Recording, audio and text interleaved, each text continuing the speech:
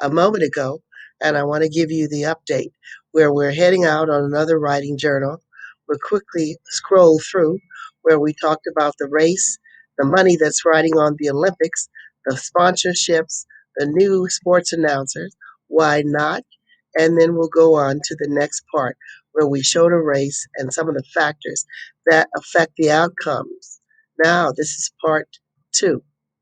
I want to make sure I paint the picture, do this short, sweet, to the point, and make sure you understand some of the metaphors, the symbolism, as well as the direct facts and data where I'm implying my PhD research and experience to share this.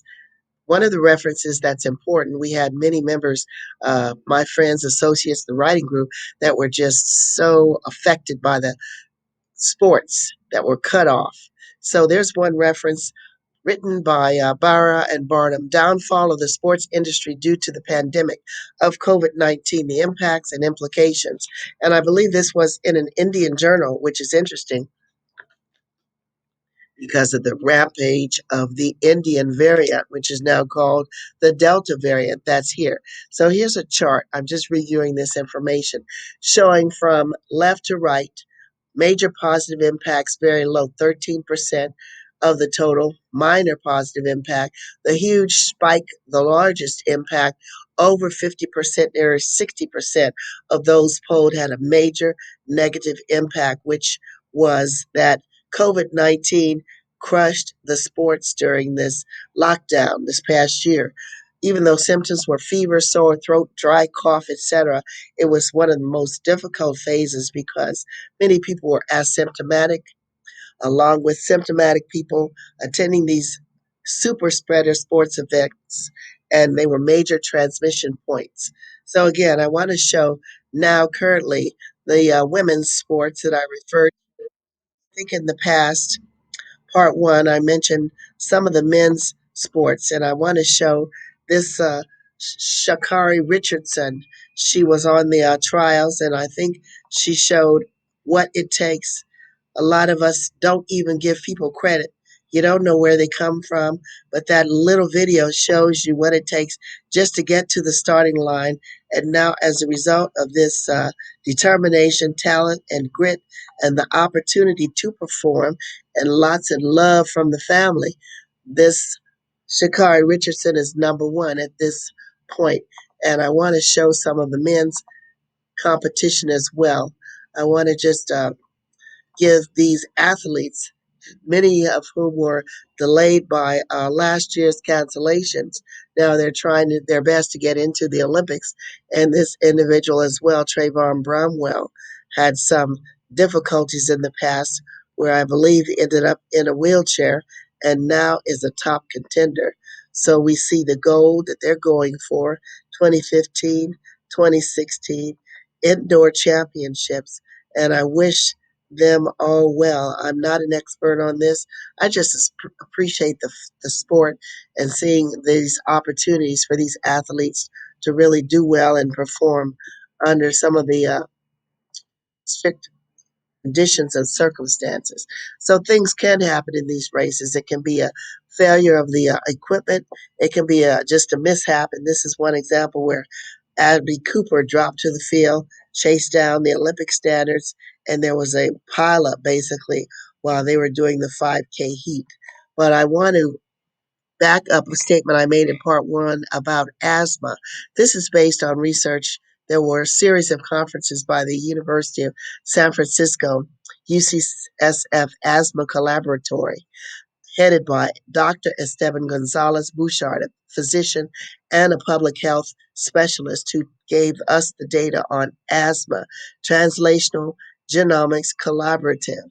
The data that he's collected, he mentioned he has one of the highest database on children, Black and brown children, in particular Puerto Rican, African American, and those identified having the highest numbers of childhood asthma, although the data and treatments are often based on white Anglo-Saxon.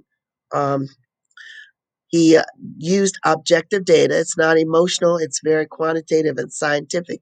And he referred to measuring lung functions. And anyone who's familiar with these respiratory challenges know that you're measuring inhalation and expiration, as well as bronchodilator responses. So I want to whip through this quickly. On the left, we show white coats for Black lives. These are some of the implications and aspects, reactions to the George Floyd incident. And doctors, physicians, I think overall, the concerns are being expressed through positive action. So I want to thank the Center for Genes and Environment. I want to quickly point out I discovered that the Zuckerberg Hospitals in San Francisco. These are two employees at the Zuckerberg Hospital. So I felt much better spending some of my time on Facebook to know that the earnings and the advertising revenues are being spent in a positive manner. There were also some Chan Medical School references at Harvard. So it's encouraging to see that working together, there's solutions and ramifications not only in social media, but overall in our health and our livelihoods. This is one of the books I produced during my PhD work that talks about health, healthcare, hospital management. Also, Circle Games looked at systems, legal systems, healthcare systems, as well as the reference here on Gumbo was a one of the book principles of human development that I wrote. So again, I think everyone's fed up with being on lockdown.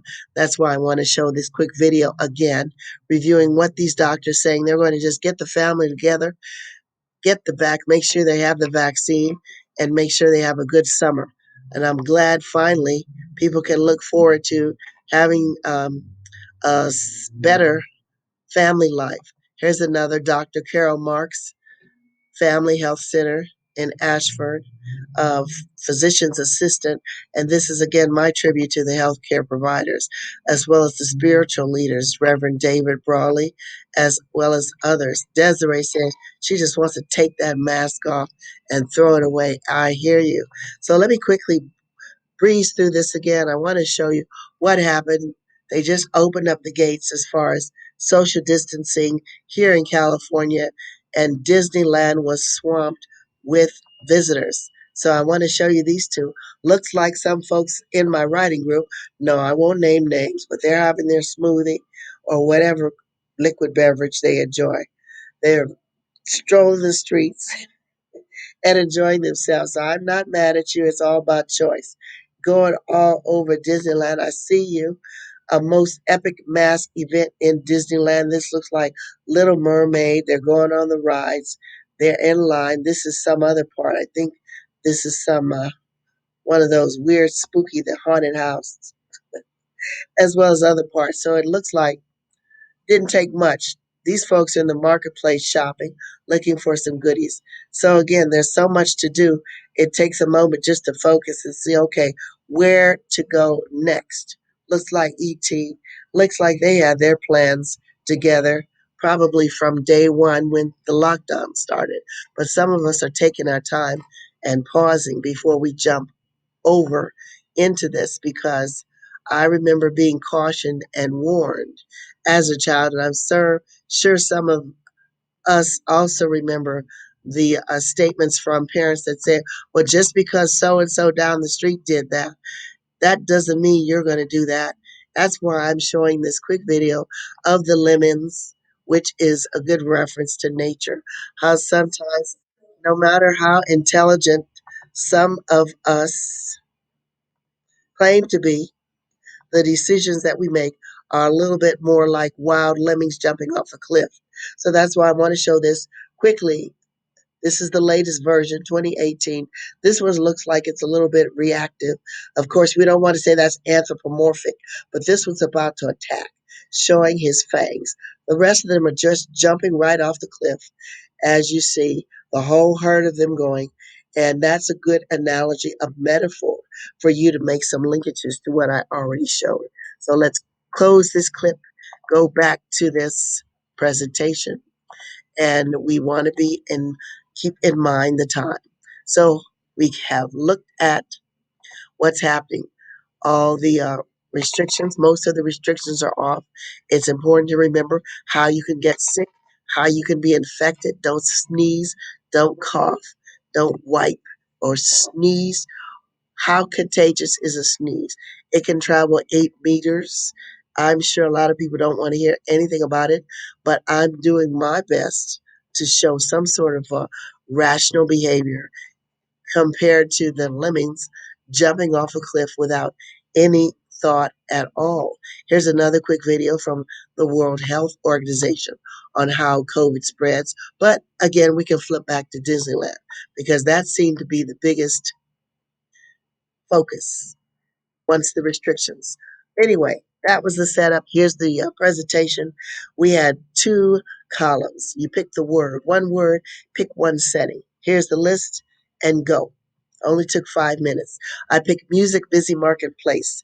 The music is blasting loud into my earbuds, into my head as I head over to grab a quick bite in the marketplace. So many choices, like we saw at Disneyland or in the market, farmers market. Some fresh, some live, some wet markets have eels, poultry, bat, wiggling, screaming, squawking, bats, dogs, cats, snakes, beetles, lizards, live fish, and more. This is a comment from a professor at MIT describing the wet markets similar to farmers markets here. So, nope, we're not grabbing anything to bite or eat. No smells, just quickly run out of there despite the chomping and squishing sounds. Just don't sit down, don't touch anything. So I grab an Uber. The cab driver is coughing and sneezing and wiping his nose with his hands as he's driving the Uber. Warning sign right here. Okay, you don't know where that cab driver came from, but we saw the videos. We're taking a 20-hour flight. Time goes by, the passenger's coughing continues. More water, it doesn't help. Then the passenger passes out, spreading a highly contagious pathogen. Arrives in Seattle, Washington, Frankfurt, Germany, Milan, Los Angeles. But the passenger is rushed out from the airport straight to the emergency room, straight to the hospital, and this patient is carrying one of these pathogens. When I started, it was the COVID passenger one, but now we're changing it to Delta variant. Since this is widespread, it's not going anywhere and it's something to be aware of. So, again, quickly, we're not out of the woods. That's why I have this image. We're still deep in it. The Delta variant, 24 of those percent of the new infections are the Delta variant. And that's according to the medical professionals and the latest reports on the media, which is something to consider. But I won't dwell on this. I want to wrap up this. And again, Judge Carter, in the commentary regarding the housing crisis and lack of action, referred to the Wizard of Oz. So I want to quickly show you. He said this is like the Wizard of Oz pulling back the curtain because, yes, that's right. What? That's what happens. That's right. That's right. He pulls back the curtain. Look what we see. The great Oz has been exposed. See? 1930s. People don't know anything about what was happening in 1939. Who are you? This is not, no. Okay. So that's what Judge Carter's referring to. For some people don't know. I even had to review this and I said, okay, I know what you're talking about. He's fed up totally with the foot dragging and lack of actions. And the question is on the presentation on what is home. This is what Dorothy's talking about. Dorothy, we love you. That's the lion. I was told this anthropomorphism doesn't exist. So that's the scarecrow talking. That's the lion talking. And that's the Tin Man. Look over there. But we'll pause here for the rest of the scholars to deal with these matters as Judge Carter continues to deal with the efforts to, I believe, reach a settlement. But I want to show that this is a scholarly endeavor and give you a list of peer reviewed scholarly references, including a peer reviewed journal article published in the Journal of Psychopathology and Behavioral Assessment. written by Anderson, Widows, Maurer, and Keel, titled Clarifying Fearlessness in Psychopathy. An examination of thrill seeking and physical risk taking. Now, you can recall the image of the living rushing as a group, jumping off the cliff, as an example of what we're referring to in this journal. The next article is written by Madasad Zamprago Hall Holmes. Stop This Insanity. Subtitle Regression Penalties to Deter Autograder Over Reliance.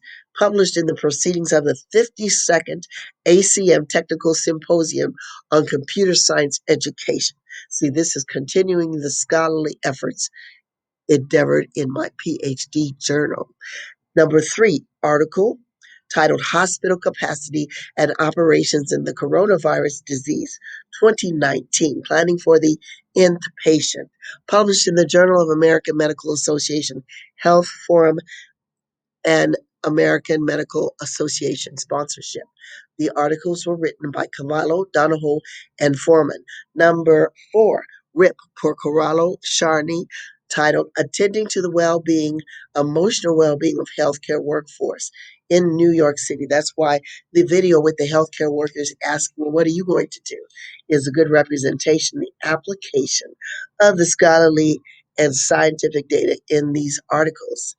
Last but not least, the article by Thompson, Galusha, Wheeler, and Ingram titled Psychopathy and Intelligence, a study on male not guilty by reason of insanity acquittees, published in the Journal of Psychopathology and Behavioral Assessment. Again, I repeat, a study on male not guilty by reason of insanity, NGRI acquittees, published in the Journal of Psychopathology and Behavioral Assessment, written by Thompson, Galusha, and Wheeler and Ingram. So I'm using